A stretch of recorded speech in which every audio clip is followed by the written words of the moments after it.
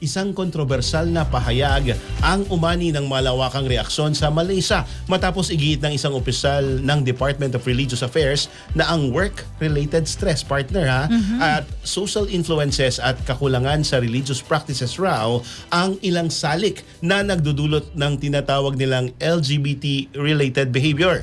Para ihatid sa atin ang detalye ng balitang yan, may FYI report si BNC reporter Lian Bostillos. Abante Radyo Live Report.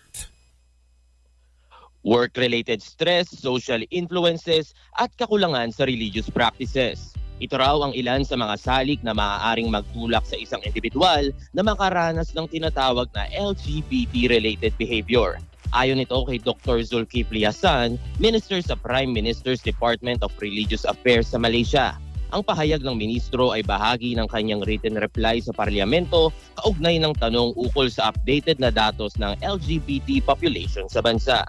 Paliwanag ni Hassan, ang kanyang mga puntos ay nakabatay sa isang pag-aaral na isinagawa noong 2017 ni Sulaiman at ng kanyang mga kasama. Bagamat walang ibinahaging detalye tungkol sa saklaw at metodolohiya ng nasabing pag-aaral. Agad naman itong umani ng pambabatiko sa social media. Gayunman, hinimok ni Hassan ang publiko na basahin muna ang buong parliamentary report bago humusga.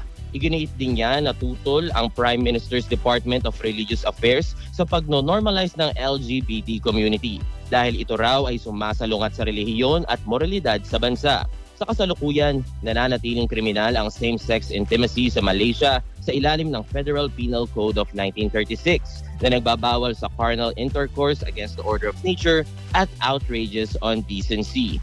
Nakipag-ugnayan naman kami kay Stephen Dagang Canal, Sexual and Reproductive Health and Rights Officer ng UP Diliman Gender Office. Ayon sa kanya, nakabatay sa bigotry ang mga pahayag ng ministro.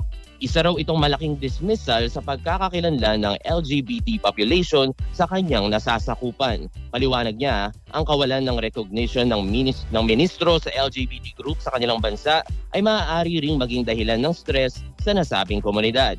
Dagdag ni Stephen, lumang tugtugin na raw ang pag-angkla sa kawalan ng religious attachments sa pagiging bahagi ng LGBT community.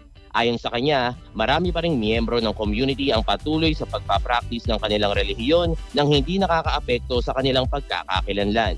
Ipinaliwanag din niya na isang komplekso at malalim na usapin ang sexual orientation, gender identity at gender expression o SOGI at hindi ito maipapaliwanag sa isang salik lamang tulad ng work-related stress. Malaking factor daw ang pagkakaintindi natin sa ating SOGI sa pagbibigay kaliwanagan sa mga bagay na interesting para sa atin, kung kanino tayo nagkakagusto at kung paano natin nais i-express ang sarili natin.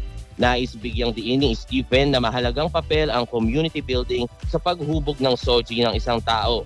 Aniya, nagsisilbing tulay ito sa pag-unawa sa sarili, pagkilala sa mga interes, at sa malayang pagpapahayag ng pagkakakilanlan. Hinimok din niya ang LGBT community na huwag matakot sa mga opresibong pahayag at sa halip ay pahayag ang kanilang tunay na kalagayan upang maging daan sa makabuluhang pagkilos ng pamahalaan.